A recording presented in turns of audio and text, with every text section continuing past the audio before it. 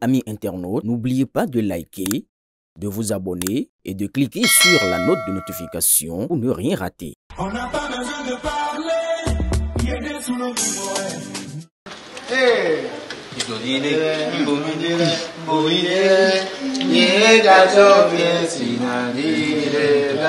Alléluia.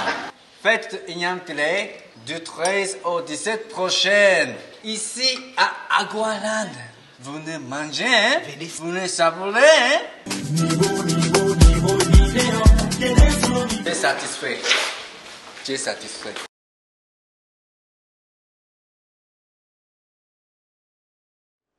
La reconversion des jeunes, des conducteurs de taxi moto aux travaux champêtres à la terre.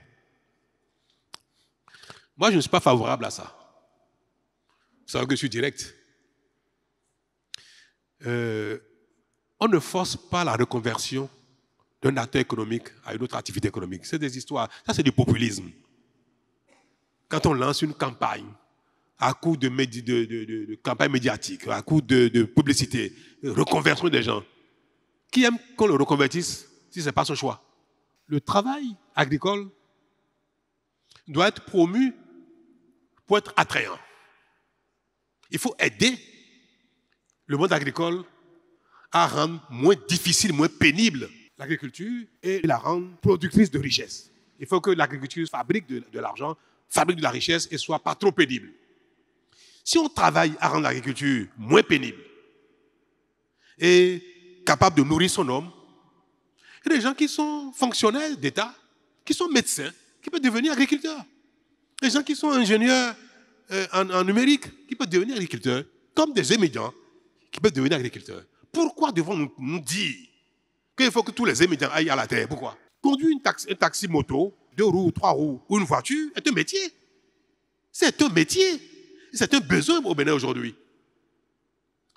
La mobilité de nos concitoyens pour des courses de proximité, c'est un métier. Il faut peut-être que ce métier fasse gagner plus d'argent, soit un métier plus sûr, soit un métier plus organisé, pour que ceux qui décident de vivre de ce métier vivent de cela en toute sécurité et en gagnant de l'argent, satisfait leurs besoins. Et ceux qui d'entre eux voudraient aller à la terre puissent y aller parce qu'il y a un modèle, un mécanisme, une politique qui permet de rendre la terre attrayante à nouveau. Et c'est pour ça que nous avons mis en place ce vaste programme de mécanisation. J'avais espéré qu'avant 2025, plus de 50% des terres agricoles au Bénin seraient travaillées à la machine. On n'y est pas encore. Pourtant, c'est pas combien de milliards nous mettons chaque année en place en termes de subventions des machines agricoles. Tous les ans, c'est une vingtaine de milliards que nous mettons pour subventionner, pour vendre les machines agricoles à moitié prix, à tiers prix.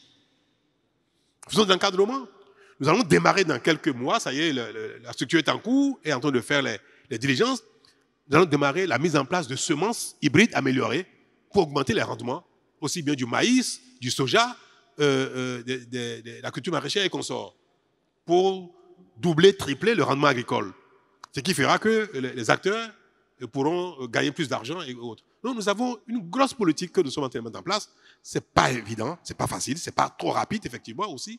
Mais nous avons cette ambition de faire de l'agriculture un secteur qui produit de la richesse et qui aussi pourrait être moins pénible pour que ceux qui veulent le faire et qui vont voir l'intérêt puissent y aller librement et non que ce soit la face l'objet d'une politique de reconversion des médecins en agriculteurs, des enseignants en agriculteurs ou des émigrants en agriculteurs.